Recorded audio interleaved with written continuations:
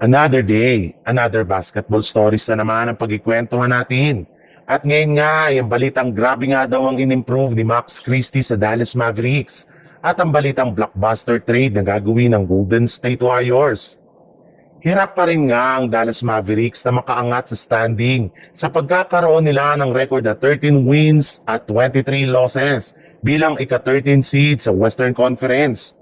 Pero sa kabila nga niya na nagkaroon rin naman nga sila dito ng impressive wins simula December. Kagaya na lang ng pagkatalo nila sa Denver Nuggets at Houston Rockets ng 2 beses at ang pag-upset nila sa number 1 team ng East na Detroit Pistons. At isa nga sa mga rason ng mga panalong ito ay dahil sa pagiging consistent na ilan sa kanilang mga role players.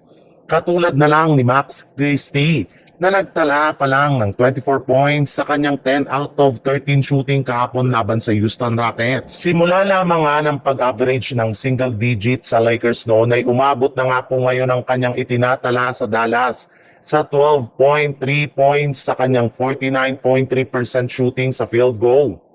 Mas nabibigyan na rin naman nga siya dito ng mas mahabang minuto kaya hindi na nga katakataka bakit napakabilis ng pag-improve ng kanyang mga galaw sa kanilang team.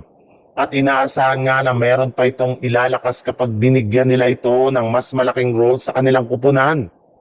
Sa ibang balita naman, dahil nga sa pananatili ng Golden State Warriors sa ibaba ng standing, payag pa rin nga ang kanilang team sa ideya na tuluyang paggawa na ng trade sa lalong madaling panahon.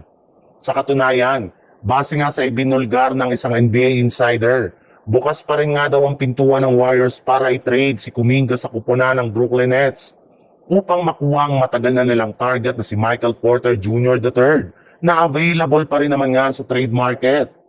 May ilang mga miyembro nga ng front office ng Golden State Warriors ang gustong-gusto ang potensyal at ang galaw ni Michael Porter Jr. sa loob ng court.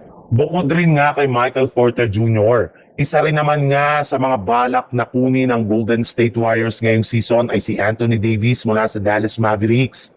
At kung sakasakali man nga na makuha ng Warriors ang 2 players na ito, bilang katandem ni Stephen Curry ay sigurado nga na magiging isang legit na championship contender ngayong season. Sadyang kakailanganin lamang nga nilang isakripisyo ang karamihan sa kanilang mga key players sa kanilang lineup.